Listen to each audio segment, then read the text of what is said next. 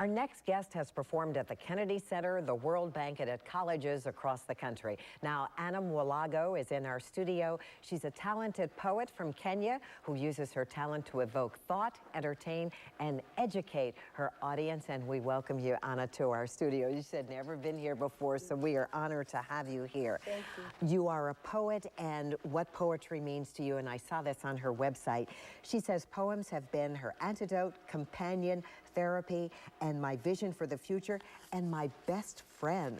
When did this friendship begin between you and poetry? Well, my friendship with poetry began when I was in high school, and I joined a journalist club, which is back in Kenya, East Africa, and the teacher told us to start writing poetry, and all of a sudden I fell in love. I would go home at night and write and write.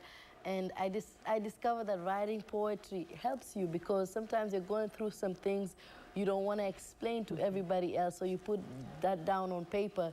And when I came here, I decided I was going to write more poetry to tell people about Africa, because a lot of people really didn't know what Africa is all about, where Kenya is, what we do, how we live our lives there, so I decided to do that.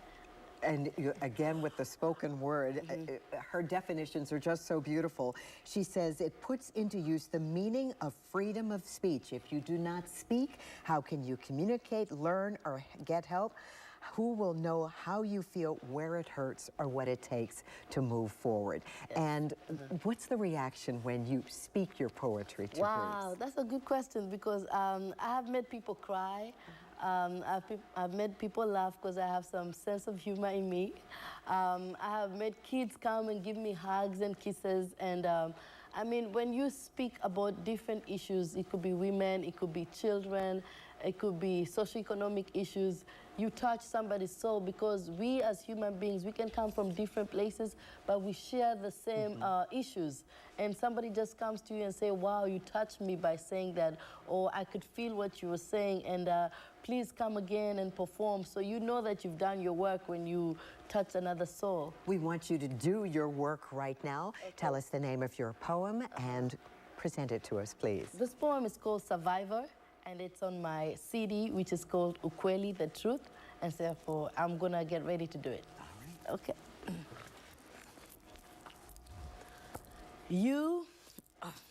You are the hope of our future, the foundation of our next generation, the heroes of our time. For the richest and most successful person is not the one with all the riches and the fame, but the one who has endured and persevered through adversity, suffered through the pain, and in the end, accepted calamity as a chance to grow, a golden opportunity to succeed, a time to be the victor and not the victim. For fear is like a close, jealous friend. Fear is the only one that knows your vision, your dreams, and your goals. See, fear has visualized the same dreams but never succeeded because it feared. It has dreamt the same dreams but never tried because it was afraid. Thus the word fear. So fear is your only challenger and competitor that you must defeat in order to win. No matter your circumstances, how big your mountain seems to be, and the cross that you bear seems unbearable, remember you can rest but never quit, because to quit is to give up on yourself, and to quit before your time is failing to live. Remember, nothing lasts forever. Even slavery came and left. Apartheid is a thing of the past. Bad leaders have passed on, paving way to democracy. Polio was once an epidemic, and then we found a vaccine, and one Thursday night, the Berlin Wall came crumbling down. So whatever you're going through, this too shall pass, for the Spirit of God cannot take you where the grace of God cannot keep you. Thus, let us look deep in our hearts and find the passion within to conquer our giant and emerge victors. For we have talked the talk, now let us walk the walk. Now let us all stand up and give thanks and praise to our departed. Let us all stand up and be proactive to cure the wounded spirit. Let us all stand up and give thanks and praise, for this is the day that the Lord has made, and we shall rejoice and be glad in it. Mwalagho, thank you very much for educating and entertaining us. Thank you. A pleasure to have you here. Thank you.